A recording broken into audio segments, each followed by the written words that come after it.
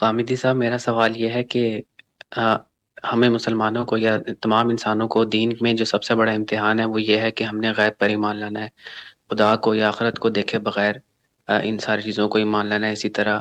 تو اس اسپیسیفک امتحان میں ہمیں کیوں ڈالا گیا ہے؟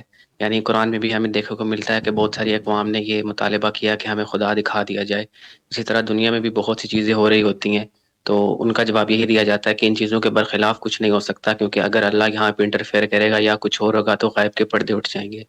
تو یہ اسپیسیفکلی غیب کا امتحان کیوں ڈالا گیا کہ ہمیں دیکھے بغیر ہی ایمان لانا؟ شکریہ۔ اس لیے کہ ہمیں انسان بنایا گیا اور انسان میں یہ صلاحیت ہے کہ وہ دیکھے بغیر چیزوں تک پہنچ جاتا ہے۔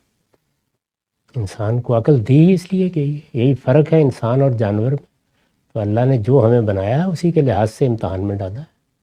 اگر ہماری عقل نہ ہوتی اور ہم جن چیزوں کو دیکھتے ہیں جن کا مشاہدہ کرتے ہیں ان سے ہم نامعلوم تک نہ پہنچ سکتے تو اس امتحان میں نہ ڈالا جاتا ہمیں۔ انسان کو یہ صلاحیت دی گئی ہے کہ وہ محسوس سے نامحسوس اور معلوم سے نامعلوم کا سفر کرتا ہے۔ ہماری سائنس، ہمارا فلسفہ، ہمارے تمام علوم اسی پر مبنی ہے۔ ہماری ساری ترقی کی بنیاد یہی ہے کہ ہم نامعلوم تک پہنچ جاتے ہیں، یعنی غیب تک پہنچ جاتے ہیں۔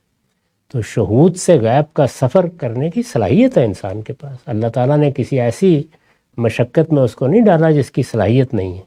اسی لیے فرمایا کہ میرا پورا دین تمہاری صلاحیت پر مبنی ہے اور تمہاری فطرت کے تقاضوں پر مبنی ہے، اور لا یکلف اللہ نفسا الا وسعہا، میں انسان پر کوئی ایسا بوجھ نہیں ڈالتا اپنے دین میں جس کو وہ اٹھا نہیں سکتا۔ کیونکہ عقل دی گئی ہے تو اس لیے عقل کو استعمال کرنے کا امتحان بھی برپا ہوا۔